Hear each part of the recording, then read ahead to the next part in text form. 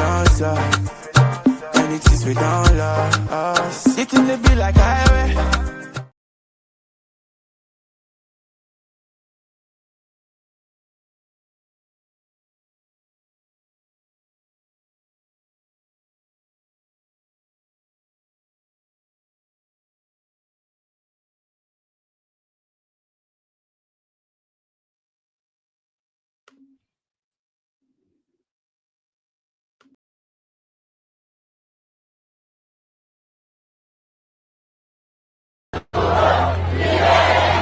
El pueblo está contigo, Maduro, amigo, el pueblo está contigo.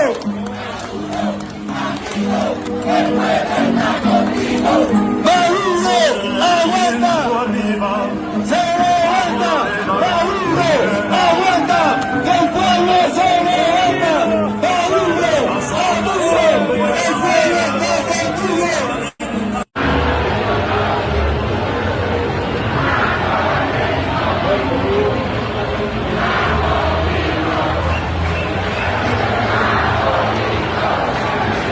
We're in downtown Caracas. A huge march stretched through the city today, full of people who support Nicolas Maduro, who support the government, but also many people who don't, who never supported Nicolas Maduro. But what unites all of them is that what happened they find unacceptable. They simply cannot accept that America came. They bombed Caracas, their capital. They kidnapped Nicolas Maduro, and they thought that they could dominate Venezuela.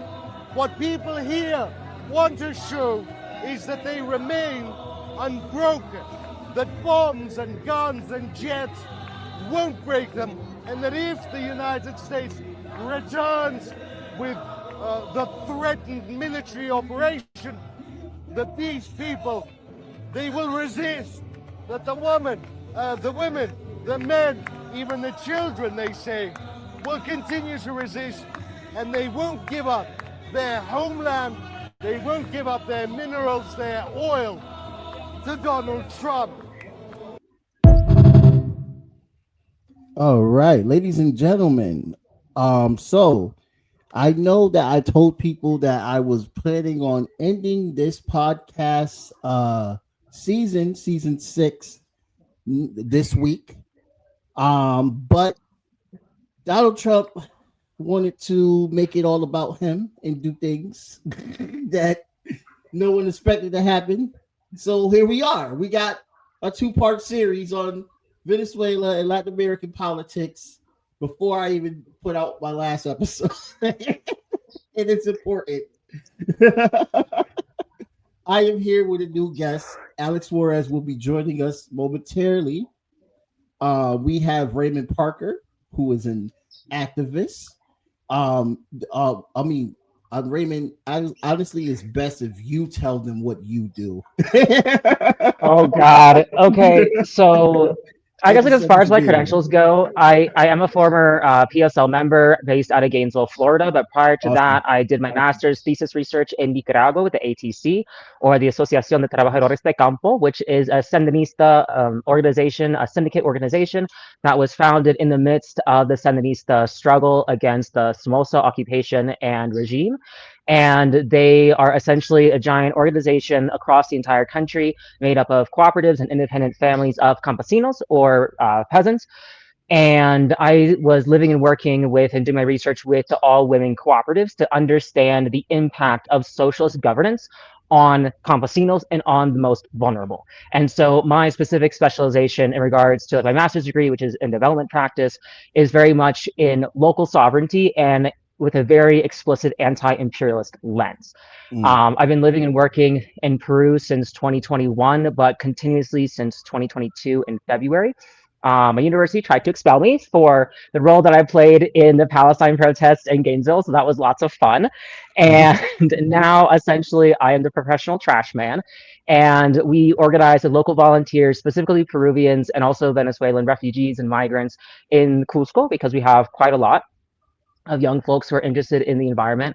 And I essentially work as a conduit in order to bring local volunteers who otherwise wouldn't have the ability to access their archaeological sites, their cultural heritage, and the rural areas. And we bring them out to those areas to clean, to reforest, to get to know the local communities and build solidarity amongst ourselves.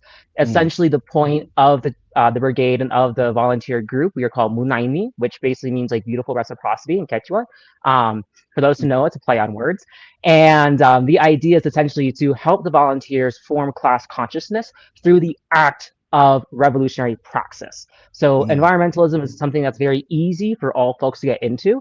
And typically, once they get into environmentalism, they don't stay in environmentalism. They continue to understand that the trash and the contamination of our soil because of illegal mining, because of the loss of our trees, of the green revolution, which is not really a very green revolution at all, is actually destroying our lives for the purpose of profit, and it makes folks more radicalized and want to continue. So we are an unofficial Marxist-Leninist organization. Marxist-Leninist ends. The volunteers just don't know it yet. And the idea is for them to arrive at that conclusion organically. The act of picking up trash and planting trees. God damn it. Right. And and that is just so important. The work you are doing, and you said that you are based right now in Peru. Yes, so I have lived most of my life, or like most of my professional life, in Peru.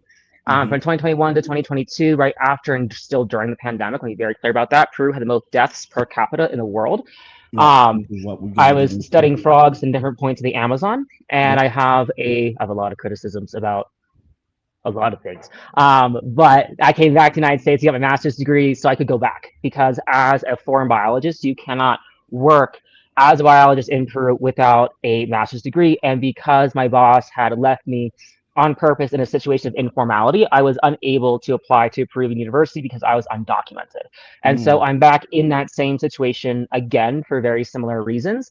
And this time, instead of giving up and going back, my strategy has just been to make myself so useful for local governments that they have no objective option except to go to the mayor and put pressure on the local government to legalize me. So that's the current strategy, is just be like, fuck you, I'm helpful, don't worry about it, it's gonna be fine. Literally just faking it until we make it. I know more about the trash than them, and the people believe more in me than in the local public institutions. So like, you gotta work that shit, I don't know, like, use it. It sucks, but like, weaponize it. Yeah. I mean, you gotta do what the hell you gotta do out here at the end of the day. I mean, it's like I said to the United States, like in our Palestine protests, like, I might be just like, so like useless little white guy, but like, I gotta weaponize that shit. So I'm gonna weaponize that shit here. Like, if we can get more attention because I'm some weird little gringo who's picking up trash, fantastic. Come to our trash cleanups, learn about the culture, and fucking defend it, like, period. Facts. So let's talk about before we get into Peru, because that's a whole new conversation that a lot of people don't know much about, and I think the majority of the left knows very little about Peru. I think I'm like one of the small platforms that have talked about Peru, and a lot of major left platforms don't really speak about Peru as much as I have as well. So this is why I wanted to say, guys, that this is going to be a 2-part series, because not only we're going to talk about Venezuela, but we're going to talk about a dictatorship that the United States has been backing and have been quiet on and have been using our tax dollars to continue to back. So it's another element of the hypocrisy that our government and the previous has displayed as well too. That's Democrat and Republican. Raymond, Alex Suarez should be on soon, but we'll get right into it, and he'll just have to join us. We have had a very surprising chain of events that has happened. I know that I woke up in the morning and looked right at my phone at like 7 o'clock a.m. and saw that Maduro was kidnapped. First mistake. All right, first mistake. Look at the phone and just lose my mind. I'm just like, wait a minute, what the hell just happened? I hate the timeline, dog. I want out. What was it like for you, like when you first found out? Because I know you were in Peru, so did you find out a lot earlier? No, actually, because of the work that I do, I was literally running around like a chicken with my head cut off, doing organizing things. I was barely on my phone. I was just like frantically messaging the volunteers, trying to. We have a trash cleanup this upcoming Saturday and a nature walk to explore medicinal plants in Right. Cauca, which is super fun. But also, then you have the jarring reality of Maduro being kidnapped while you're trying to plant trees, and you're just like, ugh. Oh, why can't we just plant the trees of peace and be okay? Right. Um, and it was crazy because I do have a lot of friends in our organization who are Venezuelan. A lot of them are young queer women. One of them is my tattoo artist, and we're pretty close. And he also did my piercings. And he messaged me. He's like, "Yo, we got to go get a drink and celebrate that Maduro was overthrown." And I was like, "Ooh, no!" No, I studied this. Like I know, like he's a Venezuelan who's been living in Peru for the past 7 years. And for like class context, right? Because class context is important. His class aspiration is petite bourgeois, but he is a small business owner because he owns a small business, and Right. so he is therefore a proletarian. But his class aspirations are petite bourgeoisie, and he had his tattoo business as well and other businesses in Venezuela. And because of mismanagement of the economy, he lost those businesses and he emigrated Wow. to Peru as an economic refugee. So, what we'll see with Venezuela is that there are two major waves of migration. The first major wave was after Chavez was first elected, and especially after the end of the coup in 2002 against him. We have massive waves of the bourgeois fleeing Venezuela to resettle in Miami principally, but also they went to New York and some went to Los Angeles because there is a very large portion of reactionary Latinos that are in LA, especially Contras from Nicaragua. And they are very dangerous and they often work together. And then the second wave of migration began a little bit after Maduro took office, and those were economic migrants that were leaving, fleeing poverty, and not the political situation or what they feared would happen to them. But what we also see in Venezuela is that Venezuela had a very incomplete revolution in terms of its Bolivarian revolution. And what I mean by that is that when we look at the example of Cuba, for example, the vast majority of their bourgeois fucked off immediately. And so they were able to build socialism within the country amongst the working class and amongst themselves, albeit with lots of interference from the United States externally, but from very minimal internal interference up until the last couple of decades, in which the US propaganda machine has been able to penetrate more and more and more. And also the fact that the reality of the US sanctions means that the situation on the ground in Cuba is a lot more extreme than it was during the special period. And that's very important for current context. But Cuba does not have the same contradictions that Venezuela has, which is that 80% of the Venezuelan economy is still private. So there's that. And so the majority of the means of production are still in the hands of private enterprise. And that means that the private enterprise has been doing everything in its power to undermine the Bolivarian Revolution since its initiative, or since its inicio, the beginning. And that has led to an extremely complex situation in which the people in general who are more disposed to be reactionary, who have petite bourgeois class aspirations, or who are bourgeois, who see themselves as entitled to those things if they are lighter skinned, are very much more upset with Maduro because they're much more willing to blame Maduro for things that are caused by the interference of the private sector with the Bolivarian Revolution. And it has created a lot of discussion and a lot of disagreement about what is the real source of the struggle of the Venezuelan people in Venezuela. Added to that, you also have a lot of CIA databases and websites that exist to make Maduro out to be worse than he is. You have a lot of websites that are supposedly documenting corruption in Venezuela, and they all lead back to Maduro. But it's a CIA front website, and it's essentially bullshit information that is invented by the U.S. Department of Defense. And when you follow the sources, it links back to another U.S. Department of Defense source, and then it links back to the Defense Department, and then back to bullshit. So it's very hard as outsiders, as folks in the United States, as much as in solidarity as we are, or even other folks in Latin America outside of Venezuela, to really have a detailed understanding of the situation on the ground, because it has been so intentionally muddled. And I And we have understand. I'm sorry. 1 second. Yeah. There's a lot that you just said, and I want to make sure I got you. down. Yeah. We should break it down a bit. I only have 15 minutes now, so Yeah. I Alex have a lot Suarez, that I wanted to share that I I'm not going to sent be able you. to share now. I I sent didn't you get the the link text till message. way after the So show started, and my phone, I had to mute it for a second, and then it just knocked me out. But I'm back wait, now, so you didn't get my text message that I sent you? I sent you the link I never got the around. link via text. I got the link via DM in the last couple of Look, minutes. look. This is a text message right here.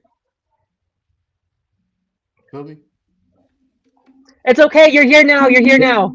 Yeah, but it's all good. No, I'm kind of sad that it turned out that way because it was a I'm earlier gonna come text back on message. Thursday for a longer show, anyways. But are you still Yeah, there?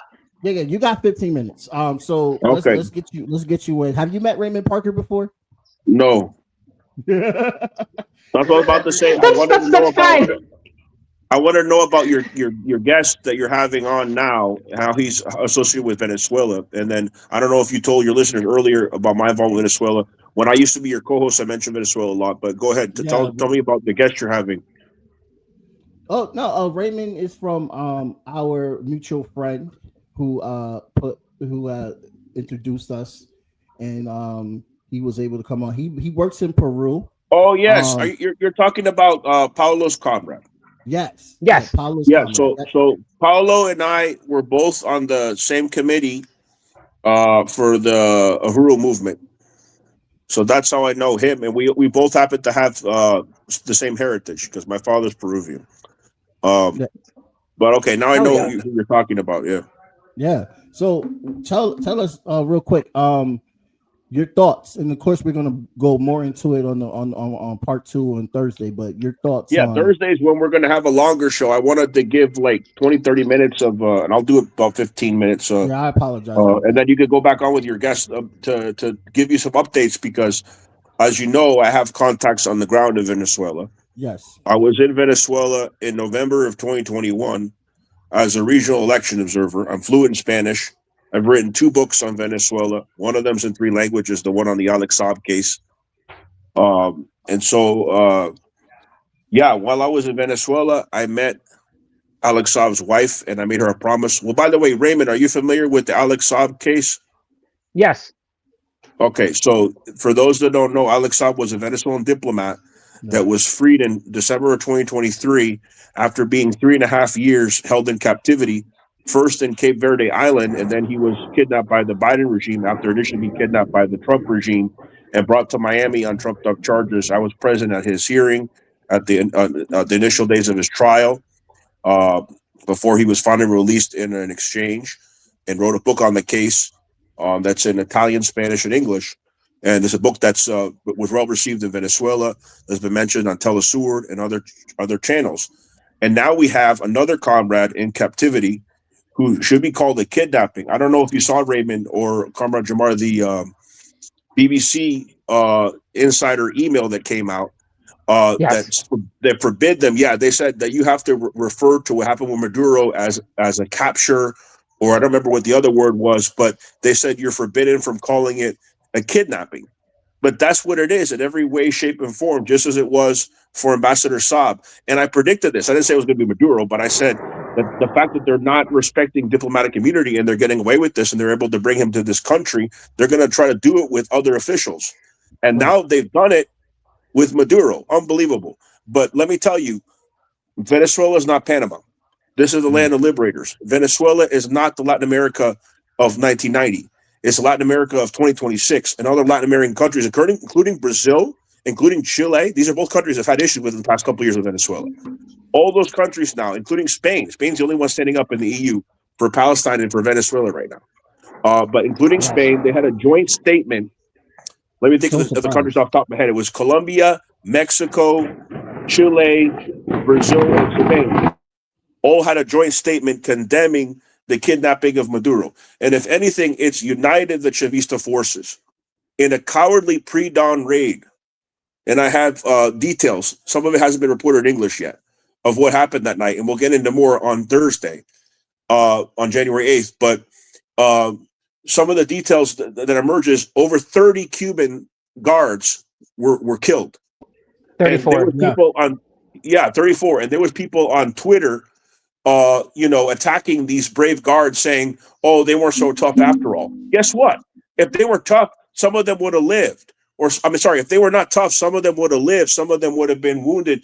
The fact that they all died means none of them surrendered, that they fought till the end to defend Maduro. And there was Venezuelan guards, not just Cubans, because some people say, where were the Venezuelans? I actually know for a fact that there was Venezuelan guards there that night at the safe house. Yes. And some of the Venezuelans shot at a U.S. helicopter gunship, preventing it from landing to take Maduro. It delayed their plans. They almost didn't get him because of the Venezuelan resistance and a pre-dawn raid where they turned electricity off, a complete surprise attack.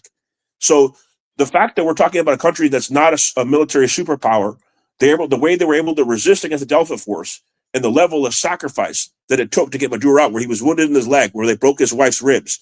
The fact that it took all of that to get 2 people out shows a lot of the Venezuelans wanted him to remain. And also think of it. The U.S. empire knows better than anybody they're democratic, not just election observers like myself, because they've invested millions for more than 20 years to try to oust the Chavistas, Chavez included, before Maduro. And they've never been able to do it. With all the money they put into their media there, in the corporations, in the opposition, they've never been able to. They won some governorships, the opposition. I was there for regional elections, a minority of regions, but that's what they've never won a presidential election. Yeah. Sorry? They did win elections, and the lie that Machado was saying that all of them is excommunicated out is a fucking lie. Absolutely. So the point I want to make is that they've never won a presidential election. They've only won some local elections. Yeah. And the U.S. empire knows this because they put the full weight of their money and influence into Venezuela and still lost. So that's how popular the Chavistas is. It took them sending in a foreign force, a Delta force, cowardly in the dead of night to have to remove Maduro and bring him to New York. But this is not the end of it. And also, Maduro is an incredibly charismatic person. I can show you pictures of one of the policemen that received him in New York. I believe he was Hispanic, so he was talking Spanish with Maduro. And Maduro was so charismatic that not only did this officer take the cuffs off, he hugged him and is smiling with Maduro. And people don't understand the Chavista defiance. They're like, why is Maduro smiling? He's smiling sarcastically. He's smiling to show to the empire that you're not going to hold me down. That is the Chavista dignity. God, Alex is on fire. Y'all, both of y'all, Raymond, Alex, both of y'all on fire, bro. and so to me, Maduro is like my godfather. His son is like my cousin. I know Maduro has known about me over the years. I didn't get to meet him. I almost did when I was in Venezuela. If I insisted a little bit more, I would have.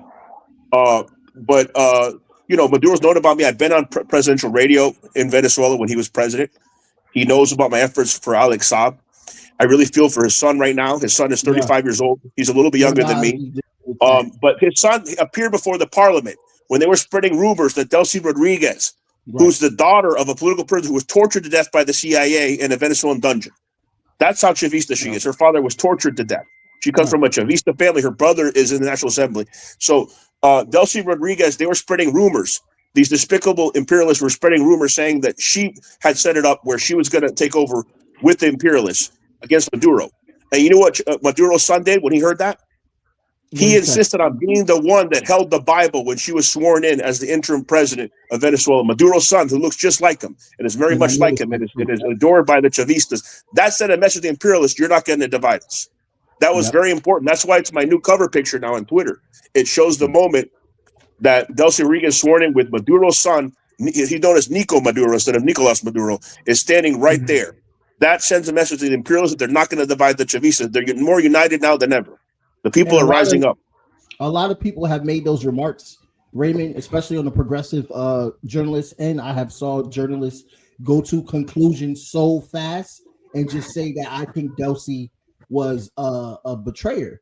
I think it was who's the dude that reports in Ukraine? It's a white guy, of course. I can't think of his doggone name, but he reports correctly on Ukraine, but he just automatically just says, "Oh, I think Delcy got paid off," and I'm just like, bro, because these people are ignorant. They don't speak Spanish. They're ignorant. They don't know the history of Delcy's family. The Rodriguez family is one of the most respected socialist families in Venezuela. Her father was a martyr. Her brother is head of the National Assembly. He swore her in. with Maduro's son there. Like, this is a Chavista family, and matter of fact, she's more diehard than Maduro. Everybody knows that. Maduro started out as Chavez's diplomat. He wasn't, as his foreign minister, he wasn't vice president first. So Maduro's always been more diplomatic, kind of like Al Saab. You know, I don't want to say moderate. They're still revolutionaries, but they're more diplomatic in how they deal with the empire. Delcy Rodriguez represents the hardcore. She's not going to give in. It's quite the opposite.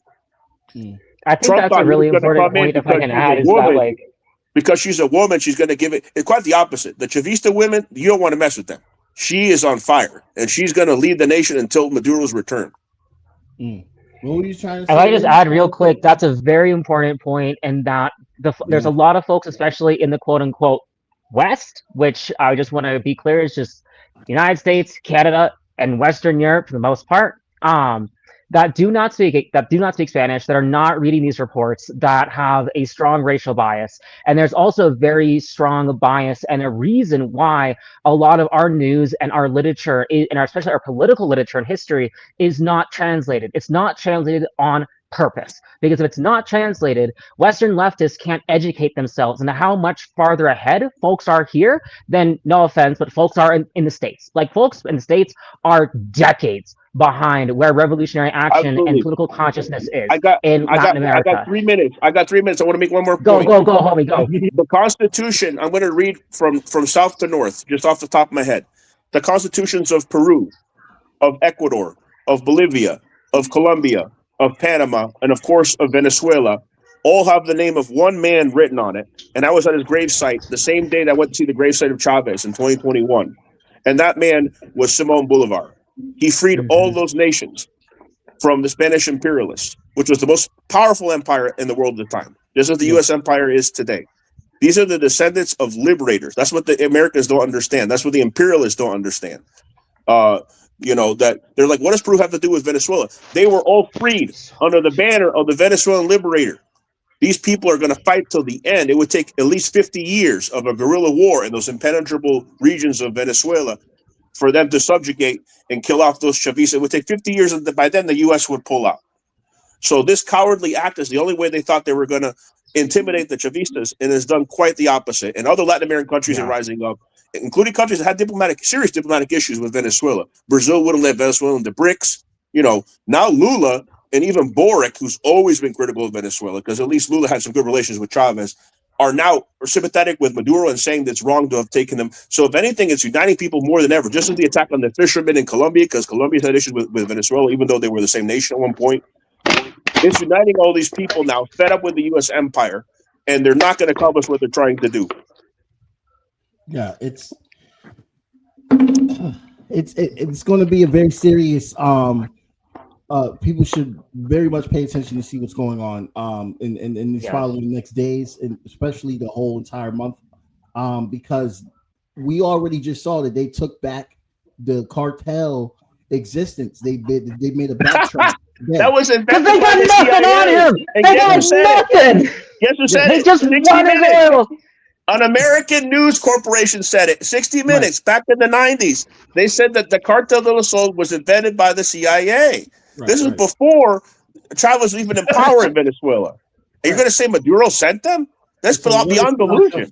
It's like the State Department just citing itself for its own justification for military intervention. Oh, why are you doing that? Oh, our State Department sources said that like this was so, but you invented that source. So like, and then sometimes Trump has a moment of sanity, and he actually says things that are true, and they're like, shut up, but he says it. He says it live in the press conference. He's like, well, now we're going to govern Venezuela. Oh no, it's our land they took from us. Where? In Venezuela. Like, he's actually saying it, you know, so it's so obvious. Everybody knows now, even the most ignorant Americans that watch the news a little bit know that there's no fentanyl in Venezuela. So they've changed the narrative. Now it's cocaine, but it's like the old DEA estimates show a very minute amount of cocaine that gets out to Venezuela. And that's probably because of Colombian groups that entered Venezuela weren't able to be detected. But, you know, Petro, to be fair to him, is clamping down on the drug trade. He's been very vocal against this kidnapping. And so let's hope that these forces unite and that there's a reversal and that Maduro somehow is returned soon. But if anything, to conclude, it's emboldened the Chavista and the socialist movement in Latin America. And so I have hope now that more than ever, that the U.S. influence is going to be out of there. I heard that all the BRICS countries, in defiance of U.S. sanctions, all unilaterally, right after Maduro was taken away, went and got Venezuelan oil, and the U.S. Navy didn't dare touch them because they know that they pissed these people off. And probably now Venezuela will join BRICS under Delcy Rodriguez's leadership until Maduro's return. But if anything, it's going to backfire because Maduro's one person. The Chavista movement goes on. Yeah. And I know you're about to leave soon, but I just want to add that we see that now with the understanding that their administration is still going on, it's still business as usual, and they have militias and all the institutions are intact. Right. Yes. So this illusion that they even lied about bombing the barracks where Comandante Chavez is buried, which I was at. They said they bombed it and they did an AI picture. Right. And they never even touched that. Like they wouldn't dare touch that. But it's like if they had, can you imagine the reaction if they actually had they're gonna be afraid of a dead body buried in a barracks. Yeah, but it's like they're just trying to show that they're doing damage that they didn't dare do. So it's just pathetic. But thank you, comrades. I'll talk to you soon. Yeah, definitely. Salud. So sorry about the miscommunication. We'll definitely gonna get it on Thursday. So that was Alex Suarez, everybody, who is, as you can tell, not playing any games. We are all not playing any games because it's embarrassing what's going on. Like my country is looking crazy right now. Yes. The fact that where's the report? It's been looking crazy, but it's nakedly crazy in an Emperor's new clothes kind of a way. It's new levels of absurdist bullshit. It's insane how they just. I'm like, who is in their PR? Who's in their propaganda group that is so loose with this? I would be yelling at Donald Trump every single day, please shut the fuck up. You're saying everything. Whatever you're taking, stop. You don't want them to know. Whatever Elon gave you, stop taking it, please. Yeah, literally. Whatever Elon gave you, I don't know if you're freaking out the Epstein shit and you try to distract. I think that's what's going on, but you are just giving out too much information, my guy. Too much information. Yes. This came out a few hours ago. Oh, wait, let's get Raymond back up here. StreamYard did an update, guys, so there's a little bit of glitching that's going on, but there's always glitching with StreamYard, but they got to give us their excuse. The U.S. backtracks on Maduro's case, drops the claim Venezuela cartel de la Sol ever existed. This just came out today, Raymond. I saw that. Oh. Everybody that I know in Peru that is progressive was sharing that article and just being like, they literally have nothing on him because everything they're accusing him of, like fentanyl, cocaine. The CIA itself announced the week before the bombing that they don't have any sources saying that Venezuela is a source for either of those drugs. So I'm very interested to see what kind of evidence the prosecution is going to offer. If it even gets that far. Yeah.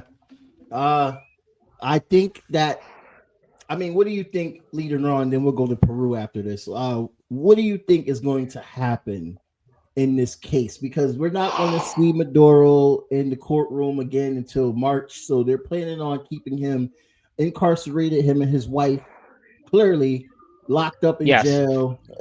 Everybody's making jokes that he's with same situation as Castillo. Their human rights, are going to be violated. They are not going to receive proper care for their injuries, and that's going to be on purpose to hope that they get infected, they get ill, they're not able to stand trial.